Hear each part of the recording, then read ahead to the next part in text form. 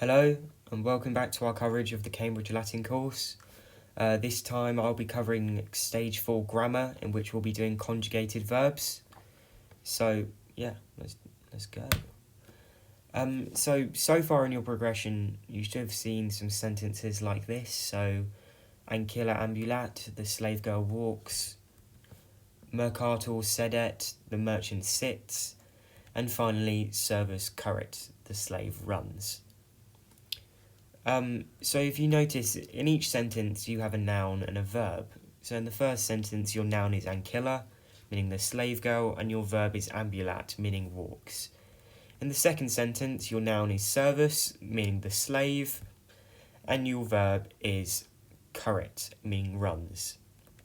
And finally, in this sentence, the noun is mercator, meaning the merchant, and the verb is sedet, meaning sits. This should be fairly familiar so far, and it's basically what you've covered in the previous 3 stages.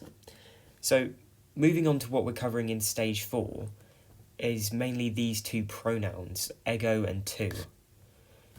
These are quite simple. Ego simply just means I and tu means you. They're not too difficult, and we'll cover them in sentences now. So here we just have some simple sentences showing off the pronouns. So ego ambulo means simply I walk, ego sedeo, I sit, and ego curro, I run. In contrast, tu ambulas means you walk, tu sedes, you sit, and tu curris, you run. So simply with these pronouns, it's just the pronoun plus the verb is your sentence. It's simple as that, really. So moving on, here I've aligned the 3 different types of sentences we've seen so far. So those using ego, those using tu, and those using a third person singular noun. So if you look down the columns, you'll see that for each particular sentence, the noun ending is the same. So for the sentences using ego, the noun ending is an O. The verb ending is an O. For the sentences using tu, the verb ending is an S, and for the third person singular sentences, the verb ending is a T. This is a really helpful part of Latin in terms of identifying what's going on in the sentence.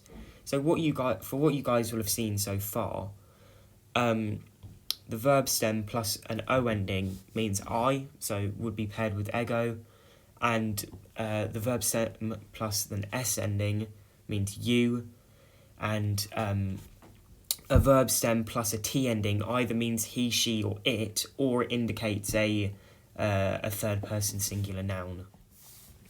So with the verb endings that we've just covered, you can see that ego and tu are not actually strictly necessary in the sentence, as the O and the S ending indicate that I or you are performing the action of the sentence.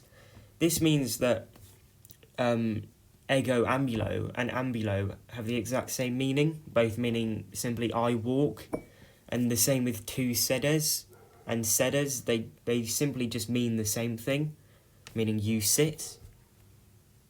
Moving on, there is one main regular verb that we use quite a lot in Latin, which is sum ss, meaning I am, you are, and he, she, it is. So we'll have a look at them in a sentence now. So sum iratus means I am angry, as the sum just means I am, and iratus means angry, so it's quite simple.